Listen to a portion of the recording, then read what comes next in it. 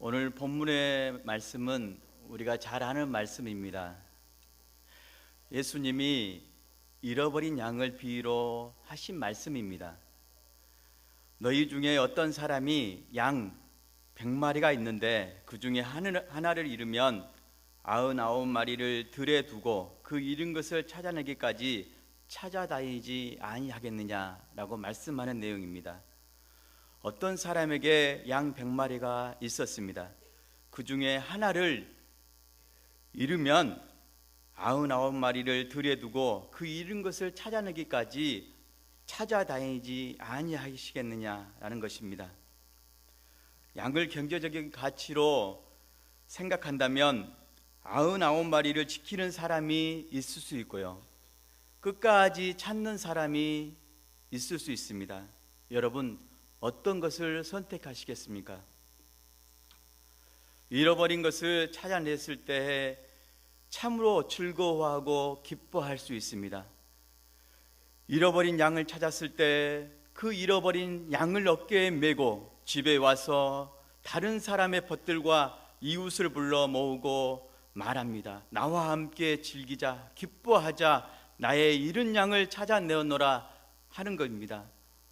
기뻐하고 즐거워할 수 있다는 것입니다. 예수님이 이 말씀을 통해서, 이 비유를 통해서 하고자 하는 그 말씀이 진정 무엇일까? 계산하는 한 마리와 99마리 계산하는 가치를 말하려고 하는 것일까? 그것은 아닌 것 같습니다. 핵심 포인트는 죄인입니다. 죄인. 한 사람, 한 영혼이 회개했을 때 더 큰 기쁨이 있다는 것을 말씀하고 있습니다. 7절 말씀, 우리 7절 말씀을 다 함께 읽겠습니다. 내가 너희에게 이르노니 이와 같이 죄인 한 사람이 회개하면 하늘에서는 회개할 것 없는 의인 99으로 말미암아 기뻐하는 것보다 더하리라. 아멘. 죄인 한 명이 회개하는 것이 이미 회개한 것 없는 하늘의 의인 99명으로 말미암아 기뻐하도다, 더 기뻐하도다 라고 말합니다.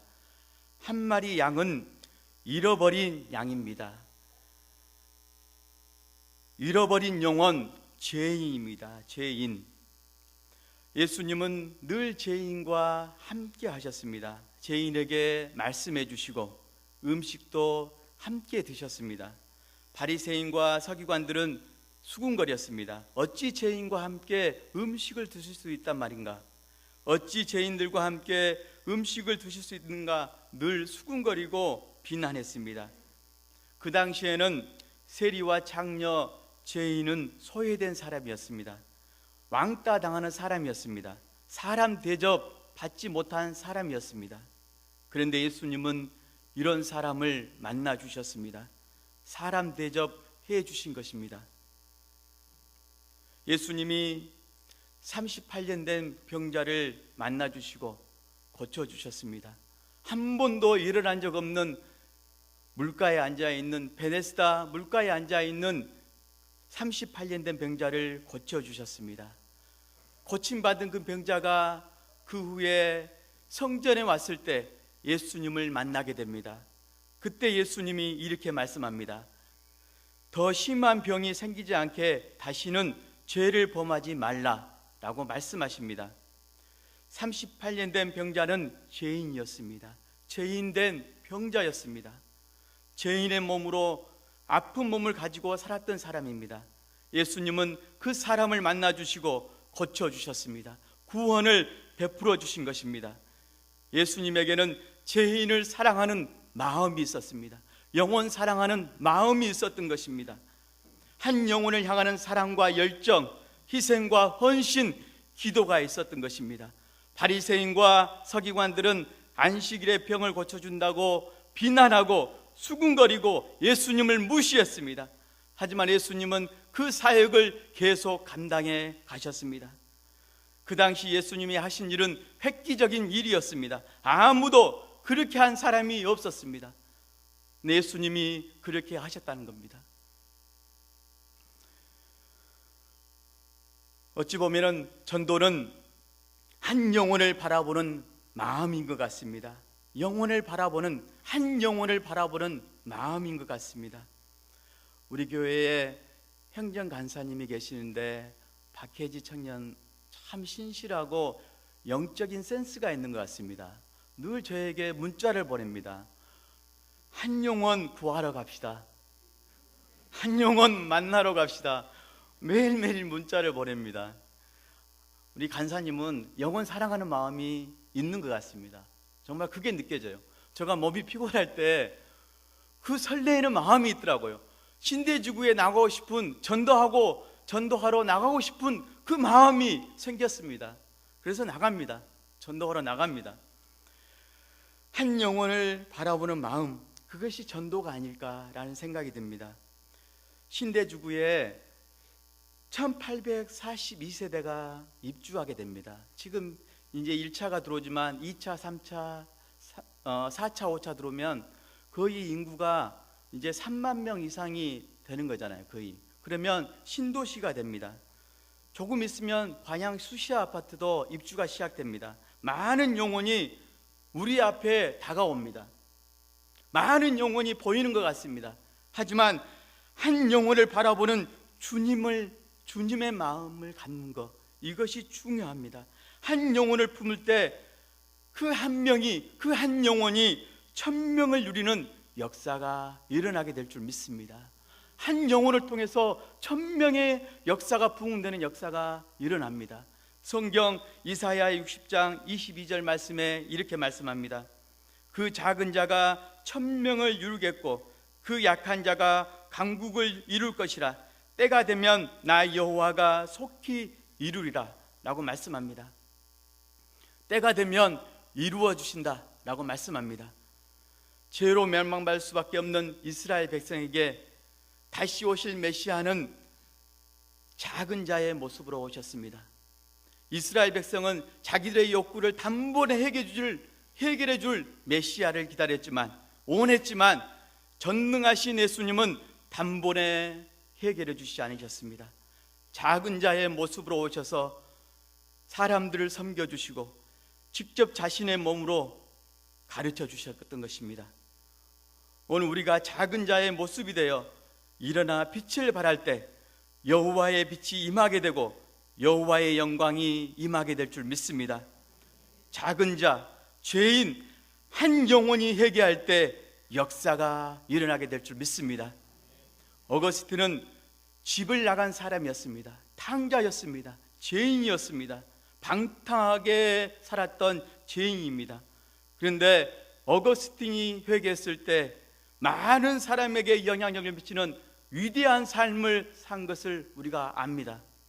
사도 바울은 죄인 중에 괴수라고 말합니다. 그가 회개했을 때 어떤 변화가 일어났습니까? 한 영혼이 회개했을 때 사도 바울을 통해서 복음이 온 세상 땅끝까지 전해지는 그 발판을 사도 바울이 놓았던 것입니다. 한 영혼이 중요합니다. 한 영혼이 회개돼서 어떻게 하나님 앞에 쓰임 받을지 아무도 모르는 겁니다. 하나님만이 아신 줄 믿습니다. 한 영혼을 찾아 나가는 것이 필요합니다. 한 영혼을 찾아야 됩니다. 여러분, 왜 한 영혼을 찾지 않으십니까? 집에 있는 아들과 딸이 집을 나가면 밤새도록 대문에 기다리고 서 있으며 또한 곳곳을 찾아다니실 것입니다. 세상에 아직 주님을 믿지 않는 사람들, 하나님의 집을 나간 사람들입니다. 죽을 수밖에 없는 잃어버린 양들입니다. 영혼들입니다. 누가 찾아 전도해야 합니까? 전도는 한 영혼을 향하는 마음이 있으면 누구나 다 할 수 있습니다. 한 영혼을 바라보는 눈이 있으면 누구나 다 할 수 있는 것입니다. 얼마 전 하이스코어 직장 체육대회에 제가 갈 일이 있었습니다. 근데 그곳에서 우리 집사님들을 많이 만나게 되었습니다. 그곳에는 사람들이 너무 많았습니다. 그런데 아주 순간적으로 한 사람을 만나게 되었습니다. 김한수 집사님이 이제 부부가 같이 걸어가고 있는데 그때 한 사람을 만나게 되었습니다. 근데 김한수 집사님이 소개를 시켜주었어요. 이분이 우리 직장 동료인데 그동안 전도하고 있었다고 말했습니다. 그러면서 이제 전도사님이 함께 전도해 보자고, 전도해 달라고 이렇게 소개해 줬습니다. 이제 그분의 명함을 받고 전화를 드리겠다고 했습니다. 그래서 토요일 날 만나기로 전화를 드렸습니다. 이분이 토요일 날 늦게까지 점심을 못 드셨어요. 그래서 함께 점심을 먹게 되었습니다.